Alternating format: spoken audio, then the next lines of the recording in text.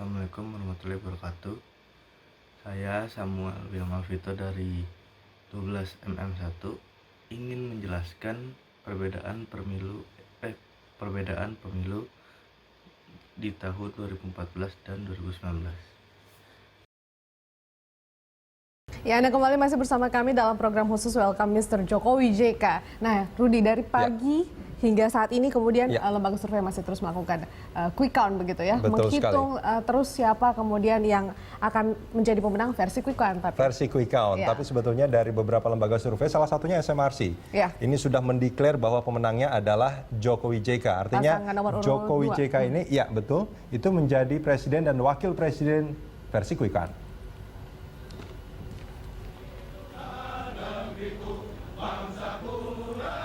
Salah satu lembaga survei, Saiful Mujani Research and Consulting, telah merampungkan lebih dari 94% suara di tanah air. Hasil survei menunjukkan Jokowi JK unggul pada 52,82%. Sementara Prabowo Hatta memperoleh 47,18%. Terkait hasil quick count, Joko Widodo mengucapkan terima kasih kepada rakyat Indonesia yang telah memilihnya.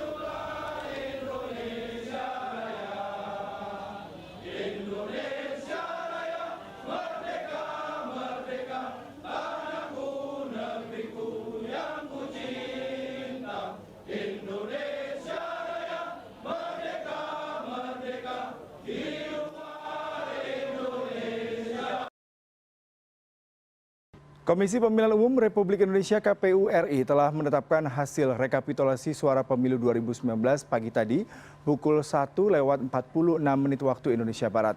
Penetapan ini dilakukan 1 hari lebih cepat dari jadwal yang telah dikeluarkan KPU sebelumnya, Rabu 22 Mei 2019 mendatang. Dalam rapat pleno penetapan hasil pemilu 2019, KPU menetapkan pasangan calon nomor urut 1 Joko Widodo Ma'ruf Amin berhasil mengungguli pasangan calon nomor urut 2 Prabowo Subianto Sandiaga Uno.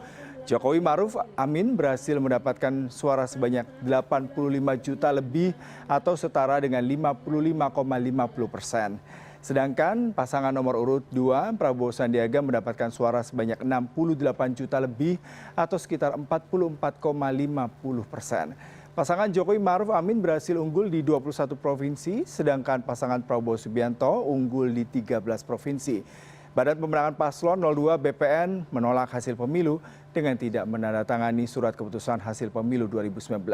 Kendati demikian, KPU memberikan waktu kepada pihak-pihak yang tidak puas dengan hasil pemilu untuk mendaftarkan gugatan ke Mahkamah Konstitusi. Menetapkan rekapitulasi hasil penghitungan perolehan suara partai politik dan calon anggota Dewan Perwakilan Rakyat pada 80 daerah pemilihan dalam pemilihan umum tahun 2019 sebagaimana tercantum dalam lampiran 2 keputusan yang merupakan bagian tidak terpisahkan dari keputusan ini. Ketiga, menetapkan rekapitulasi hasil penghitungan perolehan suara calon anggota Dewan Perwakilan Daerah pada 34 daerah pemilihan dalam pemilihan umum tahun 2019 sebagaimana tercantum dalam lampiran 3 keputusan yang merupakan bagian tidak terpisahkan dari keputusan ini. Keempat, menetapkan hasil pemilihan umum anggota Dewan Perwakilan Rakyat Daerah Provinsi pada 272 daerah pemilihan sebagaimana telah ditetapkan melalui keputusan Komisi Pemilihan Umum Provinsi Komisi Independen Pemilihan Aceh. Kelima, menetapkan hasil pemilihan umum anggota Dewan Perwakilan Rakyat Daerah Kabupaten Kota pada 2.206 daerah pemilihan sebagaimana telah ditetapkan melalui keputusan Komisi Pemilihan Umum Komisi Independen Pemilihan Kabupaten Kota. Keenam, rekapitulasi hasil penghitungan perolehan suara dan hasil pemilihan umum tahun 2019 sebagaimana dimaksud dalam diktum ke-1 sampai dengan diktum ke-5 ditetapkan pada hari Selasa tanggal 21 Mei 2019 pukul 01.46 waktu Indonesia bagian Barat. Ketujuh, keputusan ini mulai berlaku pada tanggal ditetapkan. Ditetapkan di Jakarta pada tanggal 21 Mei 2019. Ketua Komisi Pemilihan Umum Republik Indonesia Arief Budiman. Yakni yang pertama Pileg dan Pilpres digelar serentak. Pada pemilu tahun 2019, Pileg dan Pilpres akan digelar secara serentak dalam satu hari pada hari Rabu 17 April 2019. Pemilu secara serentak ini dampak dari putusan Mahkamah Konstitusi atau MK dalam gugatan nomor 14 PUU 2013 yang diputuskan pada 23 Januari 2014. Mahkamah Agung atau MK membatalkan pasal 3 ayat 5, pasal 12 ayat 1 dan pasal 14 ayat 2 dan pasal 112 Undang-Undang Nomor 42 Tahun 2008 tentang Pilpres yang mengatur pelaksanaan Pilpres 3 bulan setelah pelaksanaan Pileg alias tidak serentak.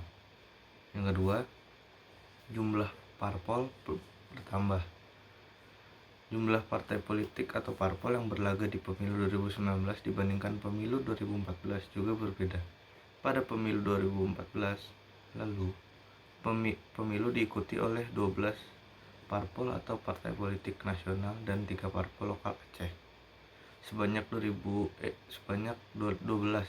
parpol nasional itu yakni Partai Nasdem, Partai PKB, PKS, PDIP, Partai Golkar, Partai Gerindra, Partai Demokrat, PAN, PPP, Partai Hanura, dan lain-lainnya. Sedangkan pada pemilu 2019 diikuti oleh 16 partai politik nasional, ditambah 4 partai politik lokal di Aceh. Tambahan 4 parpol di tingkat nasional itu merupakan parpol atau partai nasional baru yakni Partai Garuda, Partai Berkarya, Partai Solidaritas Indonesia atau PSI, dan Partai Perindo. Yang ketiga, Presidential Threshold, pakai hasil Pileg 2014. Presidential Threshold, ambang atau batas syarat parpol bisa mengusung capres atau cawapres pada pemilu 2019 juga menjadi sesuatu yang baru. Pada pemilu 2014, Presidential Threshold menggunakan hasil Pileg 3 bulan sebelumnya. Ketentuannya, parpol atau koalisi parpol bisa mengusung capres atau cawapres apabila memiliki 20% kursi di DPR atau 25% suara sah nasional. Sedangkan pada pemilu 2019, karena menyelenggarakannya serentak, disepakati oleh Presidential Threshold yang digunakan berasal dari hasil Pileg 2014. Besaran Presidential Threshold tidak berubah dari pemilu 2014. Lalu yang keempat, parliamentary threshold naik jadi 4%. Pada pemilu 2019, persaingan parpol untuk lolos ke DPRD akan semakin sengit. Ambang batas parlemen atau parliamentary threshold yang harus dicapai parpol untuk mendapatkan kadernya di DPR naik menjadi 4% pada pemilu 2019. Angka itu naik 0,5% apabila dibandingkan pada Pileg 2014 sebesar 35%.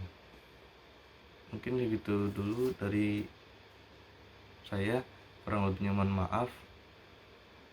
Saya Samuel dari 12mm1. Terima kasih.